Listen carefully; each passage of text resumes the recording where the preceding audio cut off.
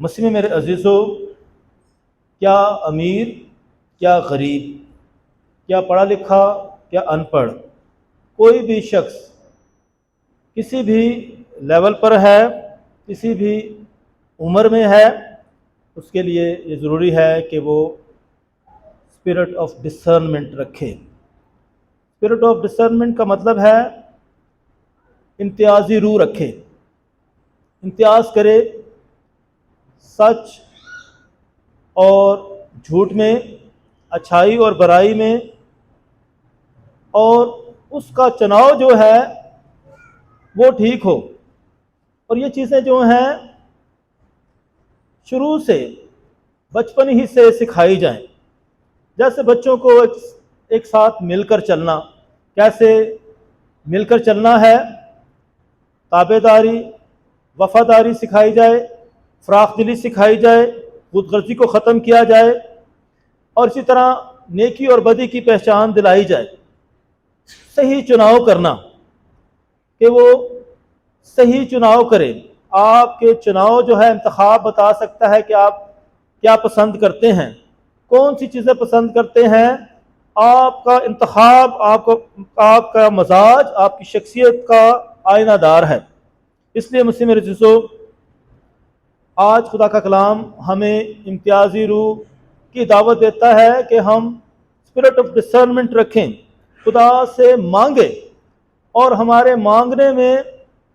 معیار ہونا چاہیے، ہمارے مانگنے میں دوسروں کی بھلائی ہونی چاہیے، کسی کا نقصان نہیں۔ اور خدا ہمیں دعوت دیتا ہے، مانگو تو تمہیں دیا جائے گا، ڈھونڈو تو تم پاؤ گے، کھٹکاؤ تمہارے واسطے کھولا جائے گا۔ خداوند مانگنے کی دعوت دیتا ہے، اور اسے سب کچھ پتہ ہے کہ ہم کیا مانگنے والے ہیں، لیکن وہ ہمیں آزادی دیتا ہے کہ ہم اس سے مانگیں۔ اس لیے خدا ہمیں آزماتا بھی ہے، دکھ اور تکلیف میں، پریشانی میں ہمیں آزماتا ہے کہ ہم مشکلات میں کیا چیز مانگتے ہیں، کیا ہم اس پر بھروسہ رکھتے ہیں، توکل رکھتے ہیں، کیا ہم جانتے ہیں کہ وہ سب کچھ دینے پر قادر ہے۔ وہ ہمیشہ ہم سے پیار کرتا ہے، وہ ہمیشہ ہم پر ترس کھاتا ہے، ہم پر رحم کرتا ہے،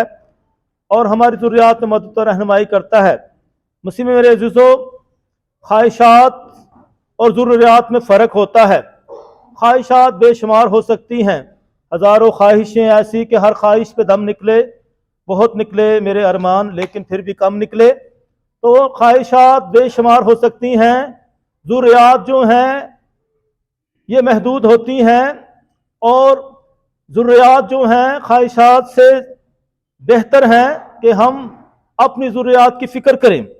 خواہشات جو ہیں بے شمار ہو سکتی ہیں، آپ ہر ایک چیز کی خواہش کر سکتے ہیں، چاہے وہ چیز ضرورت ہو یا نہیں، لیکن ہم ضرورت کے مطابق جو ہیں اپنی زندگی کو ڈھالیں کہ ہماری ضرورتیں کیا ہیں۔ اس لیے مسلم عزیزو، بہت زیادہ لوگ جو ہیں خواہشات کے پیچھے بھاگتے رہتے ہیں، اور خواہشات انہیں کہیں سے کہیں لے جاتی ہیں اور پوری بھی نہیں ہوتی ہیں، جس سے احساس کمتری ہو جاتی ہے، مایوسی ہو جاتی ہے، پریشانیاں آ جاتی ہیں، اور اس طرح انسان جو ہے احساس کمتری کا شکار ہو جاتا ہے، پریشانیوں کا شکار ہو جاتا ہے، ناکامیوں کا سامنا کرتا ہے۔ اور اس طرح خداوند آج ہمیں سکھاتا ہے کہ ہم خداوند سے حکمت اور دانائی مانگے، ہم سمجھ کی زندگی مانگے۔ خدا دینے پر سب کچھ قادر ہے، سب کچھ دے سکتا ہے۔ ویسے میرے عزیزو، یہ سال خاندانوں کا سال ہے، اور ہمارے لیے بائبل مقدس کے بہت سارے خاندان سامنے آتے ہیں، اور خاندان جو ہیں دوسرے خاندانوں سے جڑے ہوئے ہیں، بیٹا باپ کے ساتھ، اور اسی طرح سلسلے جاتے ہیں، ماں اپنے والدین کے ساتھ جڑی ہوئی ہے، اس طرح والدین کے ساتھ بچے اور رشتہ دار جڑے ہوئے ہوتے ہیں، اس طرح بے شمار خاندان آپس میں جڑے ہوئے ہیں، اور ان خاندانوں میں مختلف واقعات ہوتے ہیں، اور ان واقعات میں بہت سارے ایسے فیصلے سامنے آتے ہیں جہاں لوگوں نے غلط چناؤ کیا ہوتا ہے، غلط رائے قائم کی ہوتی ہے، اور اس طرح لوگوں کو مختلف تجربات کا سامنا کرنا پڑتا ہے۔ اس لیے مسیح میرے عزیزو، آج کی پہلی تلاوت میں سلیمان بادشاہ کا ذکر آیا ہے، اور سلیمان بادشاہ کے ساتھ اس کا والد داؤد بادشاہ بھی اس کے ساتھ جڑا ہوا ہے، اور اس طرح ہر شخص کے ساتھ مختلف خاندان ہے، اس کا اپنا خاندان بھی ہے اور دوسرے خاندان بھی اس کے ساتھ جڑ جاتے ہیں، کسی نہ کسی طریقے سے کوئی نہ کوئی واسطہ پڑ جاتا ہے۔ اس لیے سلیمان بادشاہ کی پیدائش کیسے ہوئی؟ داؤد بادشاہ نے اوریل کی بیوی کو دیکھا اور اسے بہت پسند آئی اور اس پر فرختہ ہو گیا اور اسے اپنی بیوی بنانا چاہا، اور پھر جو ہے یہ جو اوریل ہتی تھا وہ بہت تابع دار تھا، وفادار تھا، وہ اپنے خاندان سے زیادہ بادشاہ کی سلطنت کی فکر کرتا ہے اور اپنے خاندان کو بھی چھوڑ کر وہ اپنی ذمہ داری کو نبھاتا ہے، اور دوسری طرف بادشاہ جو ہے اپنی خواہشات کے پیچھے بھاگتا ہے، وہ اپنے جذبات کے پیچھے بھاگتا ہے، اپنی تسلی چاہتا ہے، اور وہ اس اوریل جو ہتی تھا اس کو جو ہے جنگ کر بھیجتا ہے اور منصوبہ بناتا ہے کہ وہ جنگ میں مارا جائے تاکہ اس کی بیوی کو اپنی بیوی بنا لے۔ اس طرح اس نے جو ہے اپنے منصوبے کو اس طرح بنایا، اور اوریل ہتی جو ہے جنگ میں مارا گیا، اور اس نے بت شبہ کو اپنی بیوی بنا لیا، اور اس سے اولاد ہوئی، لیکن وہ اولاد مر گئی۔ اور جو ہے ناتان نبی نے ایک تمثیل میں اس سے بات کی کہ بادشاہ سلامت، دو شخص تھے، دو آدمی تھے، ایک غریب تھا، ایک امیر تھا۔ یہاں جو ہے اسپرٹ آف ڈسرنمنٹ کی بات ہوتی ہے، ایک امیر ہے، ایک غریب ہے، ایک کے پاس بہت زیادہ بھیڑ بکریاں ہیں، بیل ہیں، گائے ہے، اور ایک کے پاس صرف ایک ہی جو ہے بھیڑ ہے جو اسے بہت پیاری ہے، اس کا بہت خیال رکھتا ہے، اور ایک کے پاس بہت کچھ ہے۔ اور جو امیر ہے وہ اس ایک غریب کی بھیڑ کو لے لیتا ہے اور اس کو ذبح کر دیتا ہے۔ تو اس نے بادشاہ سے کہا کہ بادشاہ سلامت، اس کے ساتھ کیا کیا جائے جس نے ایسا کیا؟ اس نے کہا، بادشاہ نے کہا اسے سخت سے سخت سزا دی جائے، اور ناتان نبی نے کہا کہ بادشاہ سلامت، وہ شخص تم خود ہی ہو۔ اور اس طرح جو ہے داؤد بادشاہ نے توبہ کی۔ تو اس طرح نبی جو ہے کس طریقے سے ایک ایسی تمثیل کے ساتھ ایسا موقع لے کر آتا ہے کہ بادشاہ جو ہے فیصلہ کرے، انصاف کرے، اور وہ انصاف ٹھیک ہو۔ اس طرح یہ ثابت ہو گیا کہ بادشاہ نے غلطی کی ہے اور زیادتی کی ہے، اور بادشاہ توبہ کرتا ہے، معافی مانگتا ہے۔ اس کے بعد جو ہے کیونکہ اس کا بیٹا فوت ہو گیا تھا اور نبی نے کہہ دیا تھا کہ وہ مر جائے گا، اور اس کے ساتھ ہی ایک اور بیٹا پیدا ہوتا ہے جو کہ سلیمان بادشاہ ہوتا ہے۔ اور اس طرح سلیمان بادشاہ جو ہے اپنے باپ کی جگہ جب بادشاہ بنتا ہے، داؤد بادشاہ کی جگہ، تو بہت بڑی سلطنت ہوتی ہے، اور اس بڑی سلطنت کو چلانے کے لیے وہ خدا سے دعا کرتا ہے، حکمت مانگتا ہے، خدا مجھے جو ہے حکمت دے تاکہ میں ساری سلطنت کو چلا سکوں۔ اور خدا جو ہے نہ صرف اسے حکمت و دانائی دیتا ہے بلکہ ہر طرح کی دولت دیتا ہے۔ اس لیے سلیمان بادشاہ اپنی حکمت میں بہت مشہور ہوا، اور سبا کی ملکہ جو ہے وہ اس کے پاس ہیرے جواہرات کے ساتھ آتی ہے، کیونکہ اس نے سن رکھا تھا کہ سلیمان بادشاہ بہت عقل و دانش رکھتا ہے۔ اور ایک دفعہ جب دو خواتین تھی، ان کے بچہ پیدا ہوا، ایک مر گیا، اور دوسری عورت جس کا بچہ نہیں تھا، اس نے کہا کہ یہ بچہ میرا ہے، اور وہ مسئلہ جو ہے بادشاہ کے پاس آیا، اور بادشاہ نے کہا کہ میں تلوار کے ساتھ اس کے ٹکڑے کر دیتا ہوں، آدھا تم لے لو اور آدھا تم لے لو۔ لیکن جس کا تھا اس نے کہا نہیں، یہ بچہ اسی کا ہے اور اس کو زندہ رہنے دیں۔ اصل میں بادشاہ نے جان لیا کہ جس نے اس کو قتل نہیں ہونے دیا، ٹکڑے نہیں ہونے دیا، یہی اس کی صحیح ماں ہے۔ تو یہ ہے اسپرٹ آف ڈسرنمنٹ، اور جو بادشاہ نے خداوند سے پائی۔ اس طرح بادشاہ سلیمان بادشاہ حکمت اور دانائی میں بہت مشہور تھا۔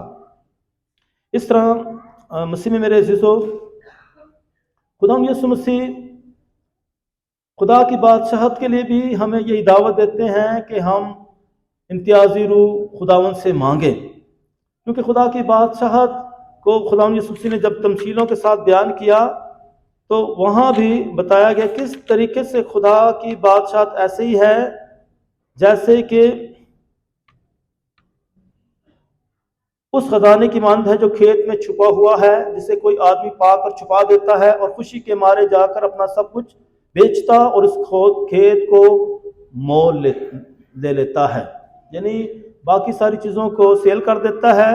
اور اس ایک کو جس کا انتخاب کرتا ہے اس کو پا لیتا ہے۔ تو یہ ہے بہت دفعہ بہت ساری چیزوں کو چھوڑنا پڑتا ہے کسی ایک چیز کو پانے کے لیے، اور یہ جو ہے یہ جو سوچ ہے یہ بہت ہی خاص سوچ ہے کہ آپ ہر چیز کے پیچھے مت بھاگیں،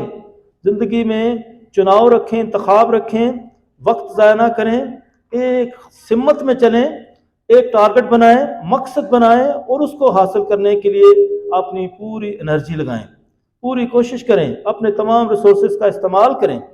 اور یہ بھی جو ہے حکمت عملی ہے خدا کی بادشاہت میں داخل ہونے کی۔ اس لیے مسیح میرے زندگی میں بہت ساری مصروفیات ہیں، لیکن آپ نے جو ہے خداوند کو جو ہے ترجیح دینی ہے، وقت کا چناؤ کرنا ہے، وقت نکالنا ہے، اسی لیے آپ جو ہے اچھی چیز کو پا سکتے ہیں۔ آپ کی زندگی میں کیا پرائورٹیز ہیں، کیا ترجیحات ہیں، کیا چیز آپ کی زندگی میں اہمیت رکھتی ہے، کیا معنی رکھتی ہے، تو اس سے آپ کی شخصیت کا پتہ چلتا ہے کہ آپ کس چیز کو زیادہ اہم جانتے ہیں اور کس چیز کے لیے آپ قربانیاں دینے کے لیے جو ہے تیار ہیں، مشکلات کا سامنا کرنے کے لیے تیار ہیں، سب کچھ نچھاور کرنے کے لیے تیار ہیں۔ اسی طرح دوسری تمثیل میں خدا نے فرماتے ہیں پھر آسمان کی بادشاہی اس سوداگر کی مانند ہے جو عمدہ موتیوں کی تلاش میں ہے، جب وہ ایک بیش قیمت موتی پاتا ہے تو جا کر اپنا سب کچھ بیچتا اور اس سے مول لے لیتا ہے۔ دل میں سے مسیح میرے عزیزو، کسی ایک چیز کا انتخاب کرنا اور اس کے لیے جو ہے سب کچھ نچھاور کرنے کے لیے تیار ہونا، سب چیزوں کو جو ہے خاص نہیں ماننا، بلکہ ایک چیز کو زیادہ سے زیادہ اہمیت دینا اور اس کے لیے ہر طرح کی قربانی دینا۔ پھر لکھا ہے پھر آسمان کی بادشاہی اس مہا جال کی مانند ہے جو جھیل میں ڈالا جاتا اور ہر طرح کی مچھلیاں سمیٹ لیتا ہے، جب وہ بھر گیا تو اسے کھینچ لاتے ہیں اور کنارے پر بیٹھ کر اچھی اچھی برتنوں میں جمع کر لیتے ہیں، جو کام کی نہ ہوں پھینک دیتے ہیں۔ دنیا کے آخر میں ایسا ہی ہوگا، فرشتے نکلیں گے اور راست بازوں کے درمیان سے بدکاروں کو جدا کریں گے اور انہیں آگ کی بھٹی میں ڈال دیں گے، وہاں رونا اور دانتوں کا پیسنا ہوگا۔ کیا تم یہ سب کچھ سمجھ گئے ہو؟ انہوں نے اس سے کہا ہاں۔ تب اس نے ان سے کہا اس لیے ہر ایک فقیر جو آسمان کی بادشاہی کی تعلیم پا چکا گھر کے اس مالک کی مانند ہے جو اپنے خزانے سے نئی اور پرانی چیزیں نکالتا ہے۔ مزید میرے دوستو، یہ بات تو ہر ایک جانتا ہے۔ آپ جو بھی موبائل استعمال کرتا ہے، آپ کتنی چیزیں ریسیو کر رہے ہوتے ہیں، کتنی چیزیں آپ اپنے فولڈرز میں رکھ رہے ہوتے ہیں، کتنی چیزیں آپ ڈیلیٹ کر رہے ہوتے ہیں، اپنے موبائل کو ہلکا کر رہے ہوتے ہیں۔ تو اسی طرح یہ چھوٹی چھوٹی ایکٹیویٹیز آپ گھروں میں بھی کرتے ہیں، گھروں سے پرانی چیزوں کو نکالتے ہیں، کون سی کام کی چیز ہے اس کو رکھتے ہیں۔ اسی طرح زندگی میں بہت سارے لوگ آپ کی زندگی میں آتے ہیں کہ کون سے لوگ میرے لیے فائدہ مند ہیں، کون سے لوگ میرے لیے نقصان دہ ہیں، کن سے میری زندگی بڑھتی ہے، کس سے زندگی میری کم ہوتی ہے، کس سے زندگی میری ایک جگہ پر قائم رہتی ہے، نہ فائدہ ہوتا ہے نہ نقصان ہوتا ہے، زندگی آگے بڑھتی نہیں ہے۔ تو یہ چھوٹی چھوٹی باتیں آپ کی زندگی میں آتی رہتی ہیں۔ بہت سارے ایسے واقعات ہوتے ہیں جہاں آپ نے اسپرٹ آف ڈسرنمنٹ کے ساتھ چلنا ہوتا ہے، ورنہ آپ بہت زیادہ وقت ضائع کر رہے ہوتے ہیں، اپنے آپ کو ضائع کر رہے ہوتے ہیں، دوسروں کا بھی نقصان کر رہے ہوتے ہیں، اپنا نقصان بھی کر رہے ہوتے ہیں، اپنا وقت ضائع کر رہے ہوتے ہیں، دوسروں کا وقت بھی ضائع کر رہے ہوتے ہیں۔ اس لیے مسیح میرے عزیزو، سوچ سمجھ کر اپنی زندگی کو گزارنا، اپنے وقت کا صحیح استعمال کرنا، اپنے ریسورسز کا صحیح استعمال کرنا، اپنے سرمایے کا صحیح استعمال کرنا، اور یہی آج خدا کا کلام سکھاتا ہے کہ آپ اچھے طریقے سے حکمت اور دانائی کی زندگی بسر کریں، سوچ سمجھ کے زندگی بسر کریں، کیونکہ خدا نے ہمیں اشرف المخلوقات بنایا ہے تاکہ ہم جو ہے سمجھ کے زندگی بسر کریں۔ اس لیے مسیح میرے عزیزو، یہ باتیں جو ہیں یہ بچپن سے سکھائی جائیں، بچپن سے بچوں کو بھی یہ چیزیں سکھائی جائے، تابع داری سکھائی جائے، نیکی اور بدی میں فرق سکھایا جائے، تاکہ وہ زندگی میں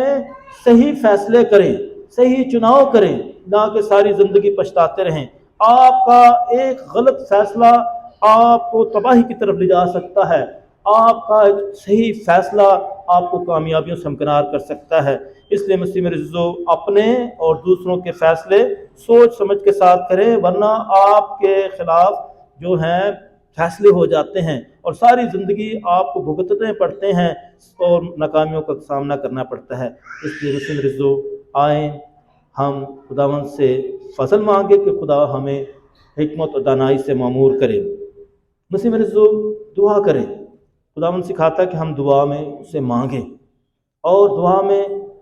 دوسروں کے لیے بھی کچھ مانگے، صرف اپنے لیے نہیں مانگے، دوسروں کے لیے بھی کچھ مانگے، اور اس سے خدا ہمیں سب کچھ دینے کے لیے درکار ہے۔ ایک شخص خدا سے مانگنے کے لیے جاتا ہے اور خدا سے کہتا ہے تو مانگ، میں تجھے دوں گا۔ تو اسے کہا میں تجھے سب کچھ دوں گا، اور اس نے کہا کہ میں مانگتا ہوں تو مجھے دینا۔ خدا نے اسے ایک شرط لگائی، دیکھو میں تمہیں اس شرط پر دوں گا کہ تمہارے ہمسائے کو دگنا دوں، تیرے ہمسائے کو دگنا ملے گا جو کچھ تو مانگے گا۔ اس نے کہا ٹھیک ہے۔ اس نے کہا مجھے ایک گھر دے، تو خدا نے اسے 2 گھر دے دیے۔ اس نے کہا مجھے گاڑی دے، اس نے اس کو